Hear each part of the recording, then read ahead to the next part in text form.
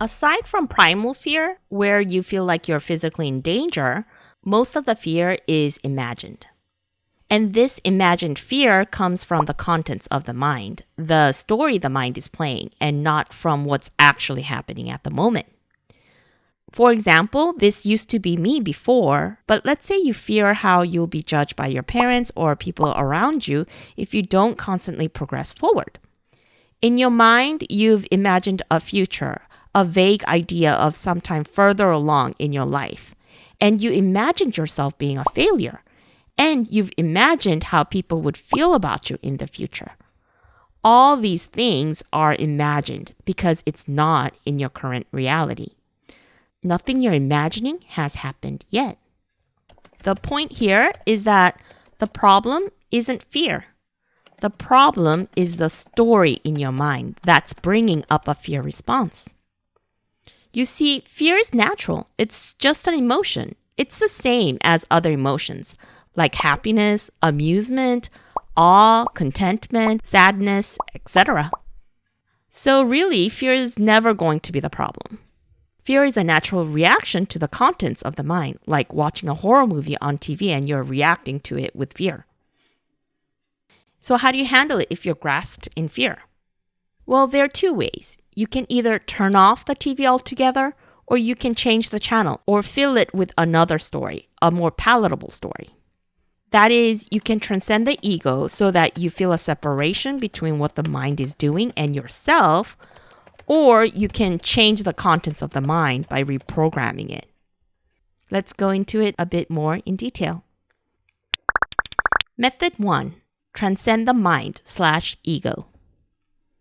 That's why a lot of teachers and therapists recommend meditation, where you can observe the mind and come to a point where you understand that the mind and the thoughts are not you, but the observer, the consciousness who observes, is you. Once you see this, you tend to not take what the mind is doing so personally, since whatever it's fabricating, be it about the hopeful future or the painful past, it's just what it likes to do. It's just how it likes to play.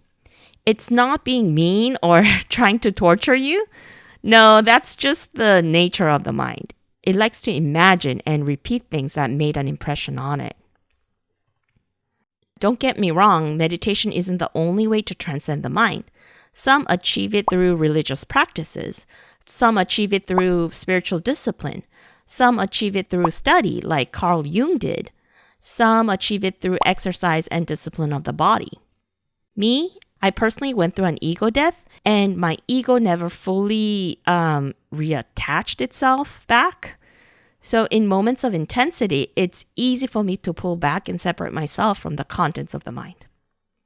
By the way, some people seem to be bothered by the word ego death, but just know that those are just words pointing to an experience of a separation from the subjective self and from the identity it believes itself to be. So the importance here is the experience, not the words itself.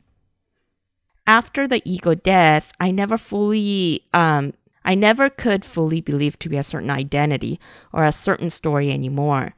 There's always an awareness, a sense of peaceful detachment in the background, but I'm playing along because it's fun to experience different things.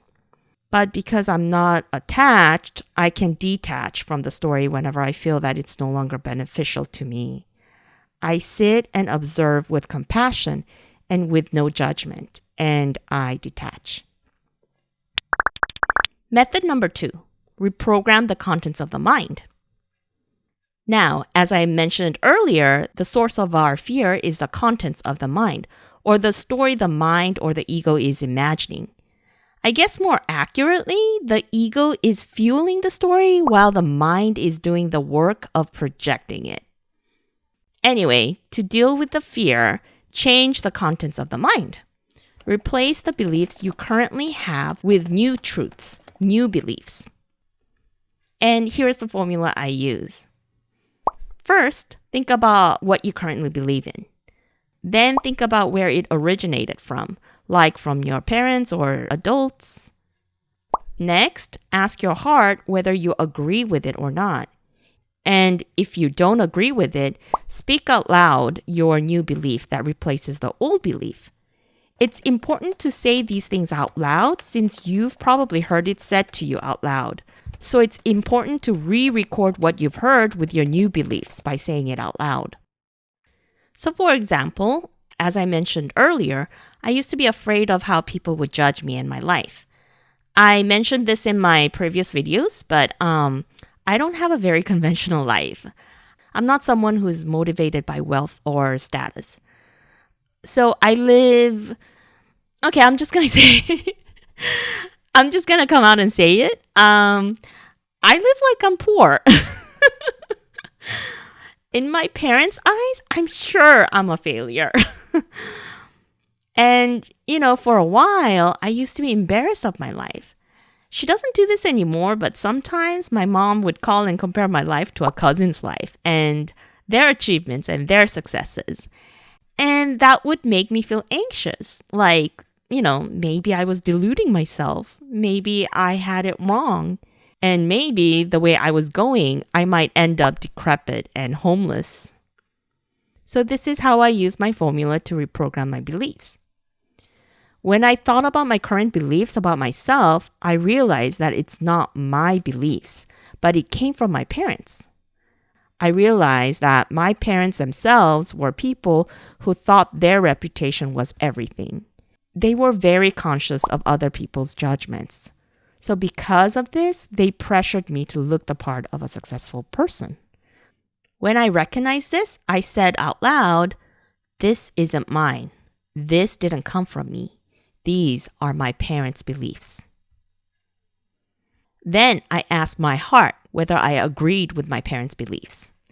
In other words, did I want to make my parents' beliefs about success and status my own beliefs? Do I really believe that reputation or status should be used as a true measure of a person? After asking myself these questions, I realized that when I meet someone and determine that I like them, it's not because they're successful or because they have money, but it's because they're nice and kind. So I said out loud, I am not here to fulfill other people's wishes. If they want it, they can do it themselves. So achieving a bunch of impressive things is not my priority. My priority is being a kind person. As long as I am kind, I am proud of myself. And so on and so forth. In conclusion, we can't just mute certain emotions like fear or sadness and choose to feel only the quote-unquote good emotions like happiness and excitement. So I think we're always going to have to deal with fear. But in my experience, it does get easier the more practiced you are at being aware of the story playing in your mind. At least it did for me. I'm going to end the video here. Please share with us how you yourself work through your own fear. By the way, the community in the comment section, the stories you share, the perspectives you have, the advice and the support you give, what a true treasure our community is becoming. Thank you so much for being part of that. If you haven't checked out the comment section, please do. It's amazing. Until next time, regards, Ray.